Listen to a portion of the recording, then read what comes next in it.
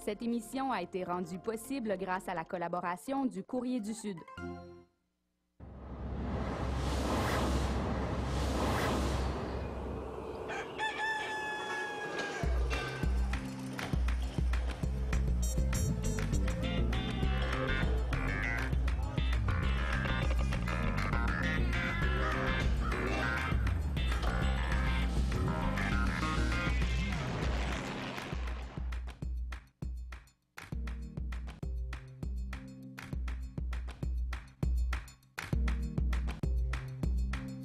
Bonsoir, bienvenue à Mise à jour Rive-Sud. Vous êtes en compagnie de Lise Millette et je reçois aujourd'hui différentes personnes qui vont nous parler d'économie sociale, des entreprises qui décident d'entreprendre autrement pour refaire en quelque sorte le tissu social. Et pour nous en parler ce soir, je reçois notamment Marie-Josée Filteau qui est de l'entreprise Certex. Merci d'avoir accepté notre invitation. Bien, merci de l'invitation. Et donc, on parle de Certex, qui est une entreprise de récupération de vêtements. Et cette année, c'est une année anniversaire pour vous. Oui, en fait, ça fait 20 ans qu'on existe. On est très fiers. On va essayer de fêter ça cette année.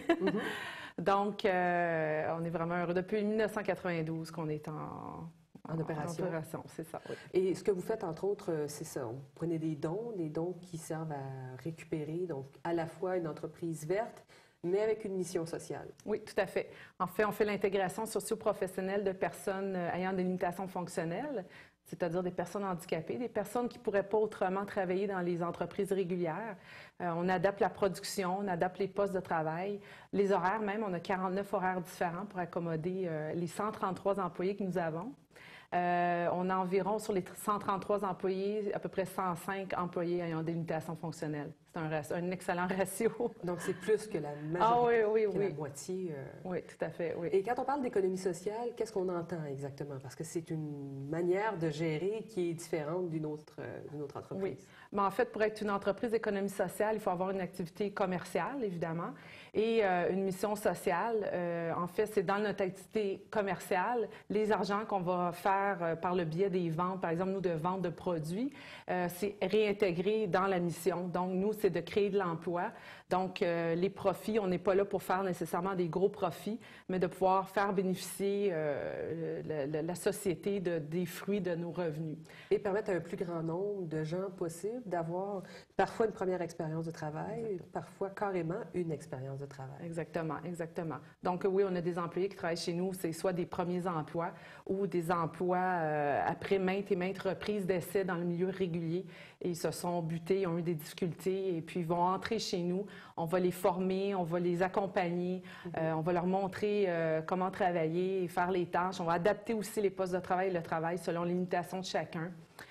C'est beaucoup d'énergie, mais ça en vaut vraiment la peine. Beaucoup de gestion aussi pour les gens qui encadrent ces personnes-là, dont certaines ont peut-être des difficultés à communiquer aussi, oui. Peut-être des difficultés de lecture. Je sais que vous fonctionnez entre autres avec des pictogrammes.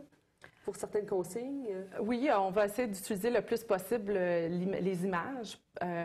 Pour certaines personnes, bon, il y a certaines personnes qui sont analphabètes, ne savent pas lire. On a certaines personnes aussi qui sont malentendants. Donc, il faut vraiment utiliser un langage qui est clair, simple. Il faut répéter souvent, parfois. Il faut aussi s'adapter à ce que les gens peuvent comprendre. C'est sûr qu'on a des gens qui ont des déficiences intellectuelles, on a des gens de différentes conditions, donc il faut vraiment s'adapter. C'est vraiment une clientèle mixte, donc il faut vraiment s'adapter. Je dirais c'est vraiment de la c'est du micro-management, même je dirais du nano-management. Il faut vraiment s'adapter à la situation de chaque personne, de chaque individu.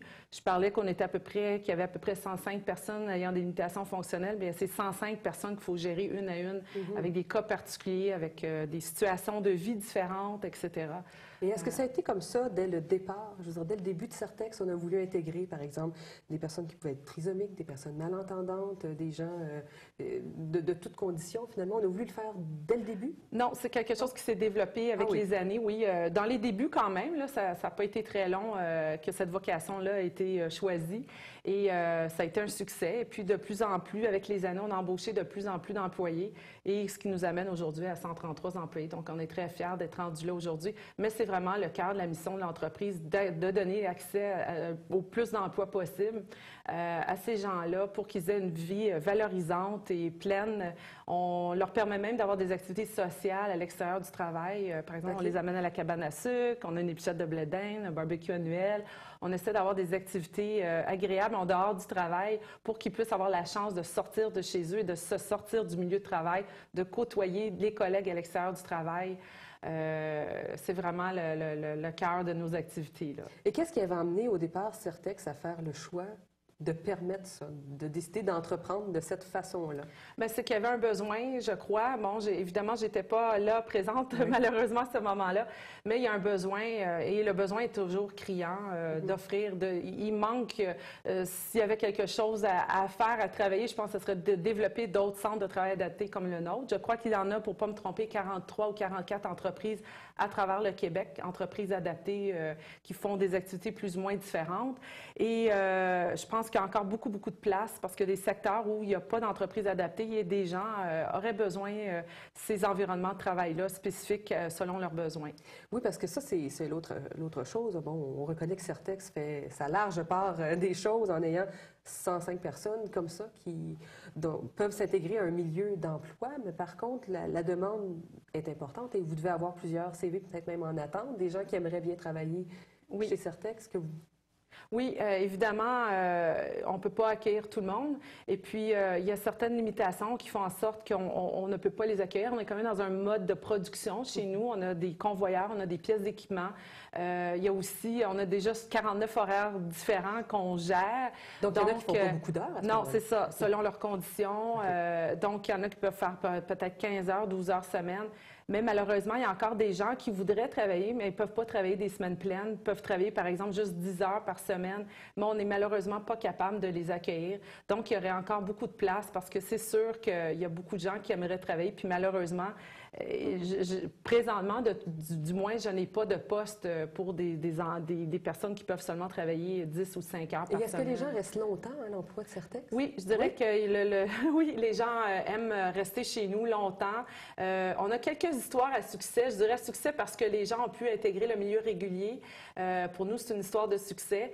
La majorité des gens vont rester chez nous.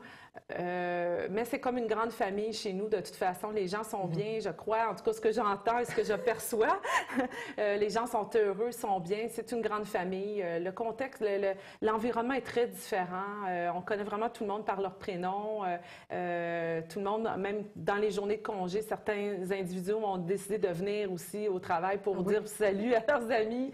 Alors, non, c'est comme, je pense, quand les gens viennent chez nous visiter le centre, qu'on est vraiment comme une grosse famille. Donc, ça devient un milieu de vie pour ces gens-là aussi. Ah oui, tout à fait. Et quand on parle de la production, parce que le volume est quand même impressionnant, ce que vous traitez, ce que vous récupérez, ça se chiffre en termes de tonnes par semaine? C'est annuellement 6 000 tonnes par année, ce qui est pas peu. À peu près 40 000 livres. On traite à peu près 35-40 000 livres par jour. De textiles? Oui, de textiles, de vêtements, souliers, chaussures, sacs à main, c'est ça. Donc, un mélange, tout ce qui se porte, tout ce qui est vestimentaire est traité chez nous. Et ça a trois possibilités, soit qu'on peut faire, on récupère pour la fibre, on peut exporter aussi? Oui, en fait, nous, on récupère les vêtements auprès d'organismes communautaires, à peu près 300 organismes à travers la province. C'est les surplus ou les friperies, les invendus vont nous les vendre, nous, on va les récupérer, on va les trier, ensuite, on va les vendre aux friperies. Encore là, les friperies viennent chez nous acheter. Ils ont évidemment le premier choix. On a même des friperies qui sont chez nous 5 jours semaine. Okay. Alors, on va vendre d'abord à ces gens-là. Ensuite, il y a les éco-designers, c'est qui vont confectionner des vêtements à partir, par exemple, de fourrures, de cuir, de cravates. Même, il y en a qui confectionnent des vêtements à partir de cravates, de fleurs en soie. Et par la suite, l'excédent, bon, ce qui n'a pas été retenu sur le marché local pour des raisons, soit que c'est démodé ou un peu abîmé ou un peu défraîchi, bien, on vend ces produits-là à l'exportation, principalement en Afrique. OK. Et on choisit nos clients pour être certain que ça s'en aille dans des endroits là, Que l'on veut pour bien. favoriser, oui, qu'on veut bien aider, encourager au Et on peut faire développement aussi des local. textiles aussi pour les Oui, garages. et des trucs comme exactement. ça. Les chiffons, par exemple, les T-shirts que l'on ne peut pas reporter, réutiliser, vont être transformés en chiffons. On vend ça à des distributeurs, des grossistes, des ébénistes, des peintres, etc. Oui. Bien, Marie-Josée Filteau, merci encore de votre passage à l'émission et on souligne encore une fois, félicitations, 20 ans pour cette Merci. entreprise d'ici à Saint-Hubert. Oui, Merci beaucoup. Merci.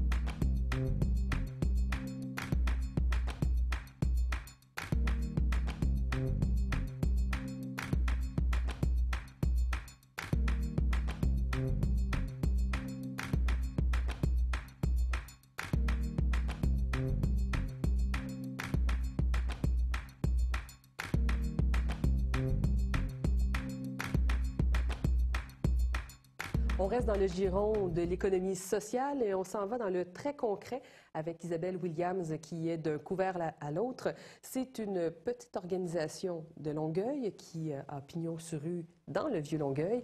Et merci d'avoir accepté de nous présenter d'un couvert à l'autre, mais surtout votre expérience à vous. D'un couvert à l'autre emploie principalement ou presque en totalité des gens atteints de schizophrénie. Oui. On peut dire ça comme ça. Oui. Donc, vous êtes vous-même atteinte de schizophrénie et ça fait déjà 10 ans que vous êtes auprès d'un couvert à l'autre. Oui. Comment vous êtes arrivée dans cette entreprise-là? Le CEMO Montérégie à Longueuil, j'avais fait application. Et puis, eux aident les gens à se placer dans différentes entreprises selon les difficultés ou les limitations de chacun. Et puis, on m'avait parlé, j'avais essayé quelques emplois dans un monde régulier, puis ça ne fonctionnait pas. Je n'arrivais pas à supporter le stress, l'anxiété, ces choses-là. Quand j'ai rencontré Maxine puis Jerry à d'un couvert à l'autre, à l'époque, on avait des livres. Et puis, moi, j'avais étudié en littérature au cégep. Et puis, j'adorais les livres, donc ça tombait bien. Fait que pendant 2 ans, j'ai travaillé à d'un couvert à l'autre, responsable de la bouquinerie. Donc ça, c'était l'endroit où on pouvait acheter les livres au poids. poids, Peut-être que exactement. certaines personnes se souviennent de ça, où il y avait Ouais. des ventes de sacs de livres également à l'époque. Ça s'est transformé depuis. Vous faites maintenant de la reliure, de la plastification, de l'impression. Vous imprimez, entre autres, beaucoup d'agendas scolaires sur la Rive-Sud. Ça fait Oui, partie de vos contrats. on fait des carnets de bord pour les CPE, les garderies. On a beaucoup de clients de la Rive-Sud et les environs. Donc des dépliants pour la ville de Longueuil, entre autres, des trucs comme ça. On fait des cartes de Noël, des cartes toute occasion, on fait des cartes d'affaires, on fait des flyers, excusez Oui. l'anglicisme. Et puis, c'est ça, on fait plein de trucs, vraiment. Et si on parlait de, bon, la maladie comme telle, la schizophrénie est plus répandue qu'on peut le penser. On dit qu'à travers le monde, c'est 1 personne sur 100 qui peut en être atteinte. Oui, oui. Il y a beaucoup de préjugés par rapport à cette maladie-là. C'est souvent associé avec des histoires d'actualité, avec un facteur de dangerosité. Tout ça, comment est-ce qu'on le vit au quotidien? Comment ça se manifeste, par exemple, chez vous? Bien, moi, j'ai 3 séquelles de la maladie, l'anxiété, l'anxiété, la mémoire et la concentration. C'est 3 choses qui ont été hypothéquées avec ma maladie. Ça ne reviendra pas. J'ai eu des lacunes qui sont comme parties, ça ne reviendra pas, mais on peut fonctionner pareil, là.